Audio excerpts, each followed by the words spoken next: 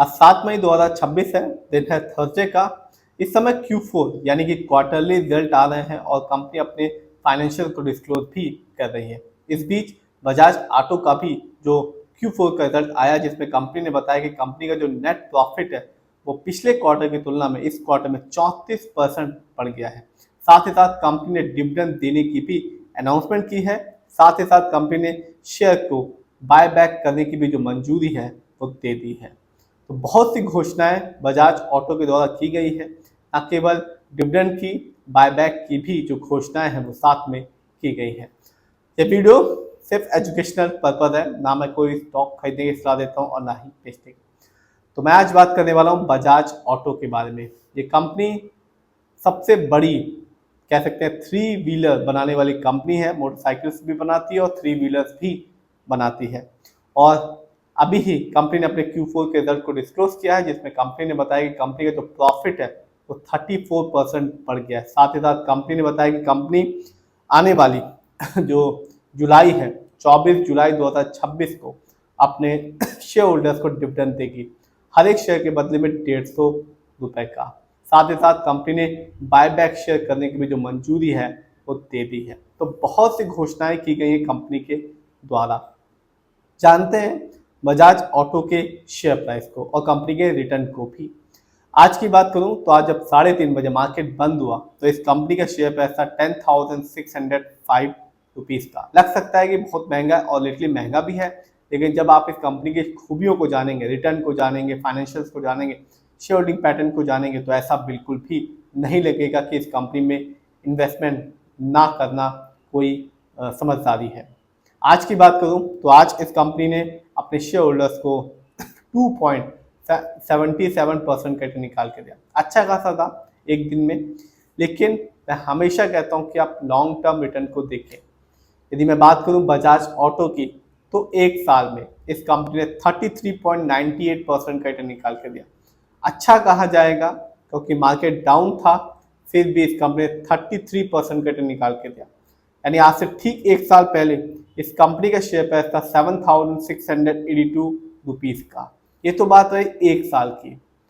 5 साल में भी इस कंपनी ने रिटर्न के मामले में अपने शेयर होल्डर्स को बिल्कुल भी निराश नहीं किया। सिर्फ 5 साल में इस कंपनी ने 168% का रिटर्न निकाल के दिया।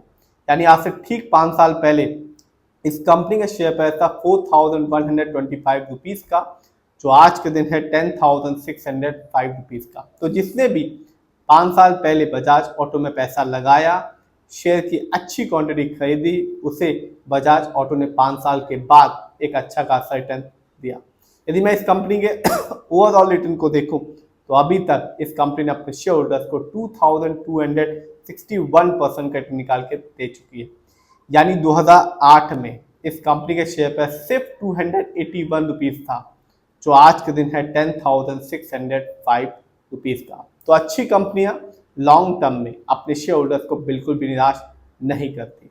जानते हैं इस कंपनी के स्टॉक के परफॉर्मेंस को, तो एक साल में इस कंपनी का हाईएस्ट शेयर प्राइस गया 10,746 रुपीज़ का, जबकि एक साल में इस कंपनी का लोएस्ट शेयर प्राइस आया 7,612 रुपीज़ का। लेटेस्ट अपडेट बता चुका हूं, अभी ही कंपनी ने अपने Q4 के रिजल्ट को डिस्क्लोज किया है, जिसमें कंपनी ने बताया कंपनी को 34% का नेट प्रॉफिट हुआ है। साथ ही साथ कंपनी ने यह भी घोषणा की है कि कंपनी आने वाली 24 जुलाई 2026 को अपने शेयर होल्डर्स को डिविडेंड देगी, हर एक शेयर के बदले में 150 रुपए का। साथ ही साथ कंपनी ने बायबैक शेयर करने की भी जो मंजूरी है वो दे दी है। यदि मैं पिछले साल के कुछ इवेंट्स को देखूं तो पिछले साल भी इस कंपनी ने अपने शेयर होल्डर्स को एक मोटा डिविडेंड का अमाउंट दिया था, हर एक शेयर के बदले में 210 रुपए। तो शेयर महंगा जरूर है, लेकिन डिविडेंड भी उतना ही शानदार ये कंपनी दे रही है। यदि जिसके पास भी इस कंपनी के शेयर की अच्छी क्वांटिटी होगी, उसे एक तगड़ा मोटा डिविडेंड का अमाउंट इस कंपनी के द्वारा मिल रहा होगा। जानते हैं इस कंपनी के फंडामेंटल्स को, तो जो कंपनी का मार्केट कैप है वो है 2,88,291 करोड़ का। ये कंपनी लार्ज कैप की है क्योंकि मार्केट कैप 20,000 करोड़ के ऊपर का है। पीबी रेशियो 8.44 है। शेयर मार्केट में एक अच्छा पीबी रेशियो कहलाता है 1 या तो बिलो 3। इंडस्ट्री भी 25.01 है। शेयर मार्केट में एक अच्छा इंडस्ट्री भी कहलाता है 20 से लेकर 25 के बीच में। ये बताता है कि जो कंपनी के स्टॉक है मार्केट में कैसा परफॉर्म कर रहा है, क्या वो बहुत ज़्यादा महंगा तो नहीं है, क्या वो बहुत ज़्यादा सस्ता तो नहीं हो गया शेयर मार्केट में।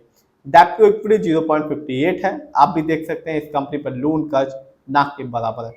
आरओई 24.38 है, बहुत ही शानदार, क्योंकि शेयर मार्केट में एक अच्छा आरओई कहलाता है 15 से लेकर 20% के बीच में। बहुत इंपॉर्टेंट चीज होती है आरओई, और जब भी आप किसी कंपनी के फंडामेंटल्स को देखें तो आरओई जरूर देखें, क्योंकि बढ़ा हुआ आरओई ये बताता है कंपनी शेयर होल्डर्स के पैसे को सही से इस्तेमाल कर रही है, जिससे आगे चल के फ्यूचर में एक अच्छा बेनिफिट देखने को मिलेगा।